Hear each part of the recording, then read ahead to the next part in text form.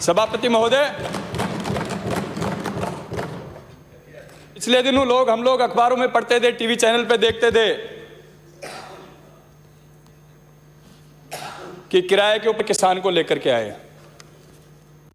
सभापति महोदय, किसान अपना स्वाभिमान नहीं बेच सकता, कभी नहीं बेच सकता स्वाभिमान अपना। वो गरीब किसान जो रात दिन मेहनत करता है, पूरी रात खेतों में पानी देता है, फिर भी अपने बच्चों का पालन पोषण करता है, लेकिन अपने स्वाभिमान को कभी नहीं बेचता। शर्म आनी चाहिए इस देश को, हम सब जनप्रतिनिधियों को, देश के नेताओं को, देश के जनप्रतिनिधियों को इस बात की शर्म आनी चाहिए। लगातार 2-2.5 महीने से हमारा किसान सड़कों पे बैठा हुआ है। किराए का आदमी नहीं बैठ सकता इतने दिन कभी भी। कोई 1000 रुपये रोजगार, 2000 रुपये रोजगार दे तो भी इतनी कड़क सर्दी के अंदर कोई किसान बैठ नहीं सकता। और किसी भी सरकार को इस बात का घमंड नहीं होनी चाहिए। स्थायी कोई नहीं होता है, ये जनता जिसको लाना जानती है उसको पटकना भी जानती है। सभापति महोदय, इस देश की डेमोक्रेसी में हर 5 साल में सरकारें बनती हैं, और घमंड रावण का ही नहीं चला तो हम तो इंसान है, हमारा घमंड तो कभी जीवन में चल ही नहीं सकता। गलतियां हमसे भी होती हैं, पक्ष और प्रतिपक्ष दोनों से गलतियां होती हैं, लेकिन सत्ता पक्ष की यह जिम्मेदारी होती है कि अगर कोई गलती हो तो उसको ठीक करने में कहीं वो नीचा नहीं पड़ जाता। कोई स्वाभिमान नहीं गिरता इस बात का।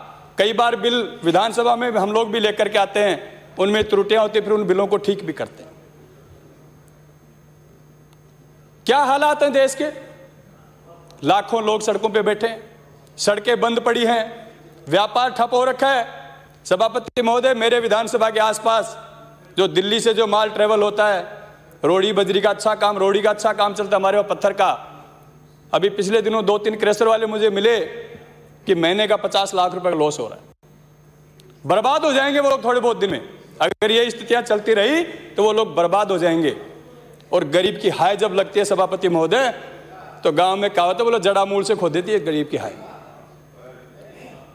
सभापति महोदय, इस सदन में बैठे हुए काफी लोगों ने, लगभग काफी लोग किसान परिवार से आते हैं। मैं भी एक गरीब किसान का बेटा हूं। मैंने खुद ही खेती बाड़ी की है, पूरी रात खेत में पानी दिया है। उस खेत में कितनी ठंड लगती है वो किसान का बेटा महसूस कर सकता है। इस ठंड के अंदर किसान 2-2, 2.5 महीने से बैठा है।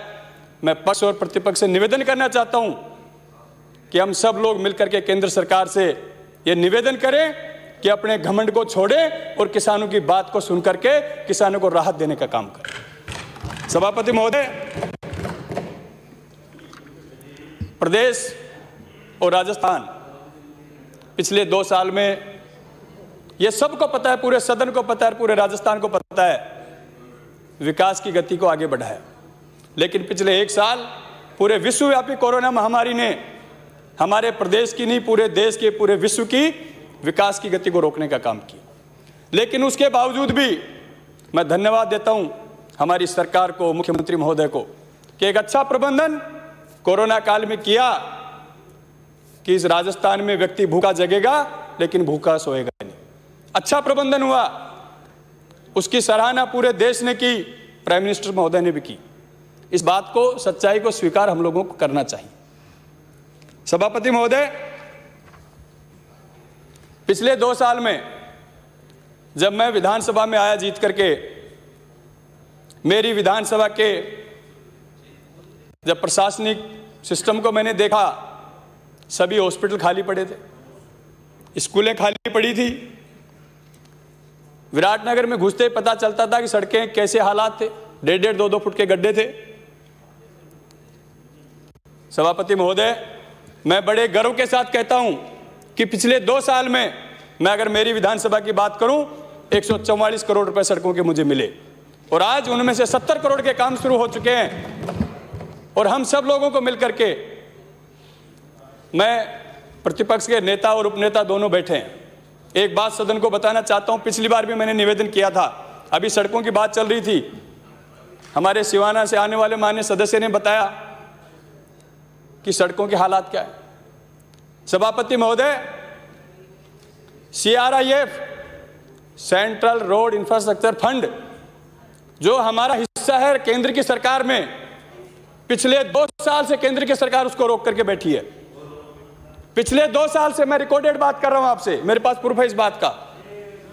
723 करोड़ रुपए 6 महीने पहले अलॉट किए, इस जनवरी में वापस राजस्थान सरकार ने प्रस्ताव भेज दिए, मंजूरी आ गई, टेंडर लग गए और टेंडर लगने के बाद फिर उनको होल्ड कर दिया गया। जवाब देना चाहिए इस बात का केंद्र सरकार को कि हमारे हिस्से को होल्ड करने का क्या कारण था। मेरी विधानसभा में भी एक 40 करोड़ की सड़क थी, उसमें बाकायदा ऑफिशियल लेटर आया केंद्र सरकार का कि इस टेंडरों का भी होल्ड कर दिया जाए। टेंडर लगने के बाद, टेंडर खुलने के बाद उस पैसे को होल्ड किया गया। क्यों नहीं बात करते हम लोग? हमारे 25 सांसद हैं वहां, क्यों नहीं बात करते इस बात की? हमारे सांसद हैं राज्यवर्धन जी, फोटो का बहुत बड़ा शौक है उनको।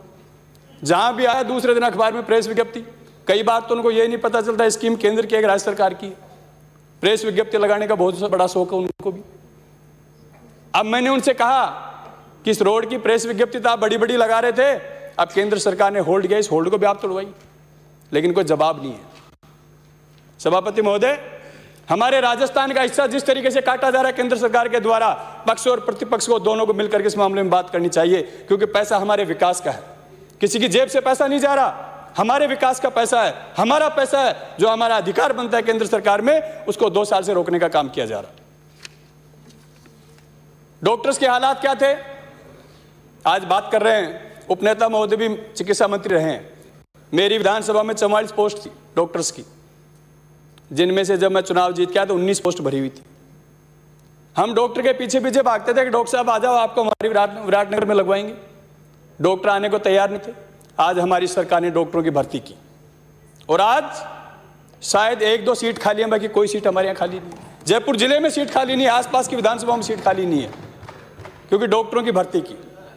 मैं सच्चाई बोल रहा हूं आपको, मैं कोई बनावटी बात नहीं कर रहा। एक भी मैं विराटनगर की बात कर रहा हूं, आप रिकॉर्डेड है, वार्ता नहीं निकलवा के आप देख लीजिए अगर मैं गलत बोल रहा हूं तो। सभापति महोदय, महंगाई की बात आप लोग करते हैं, 1 मिनट में समाप्त करें अपनी बात।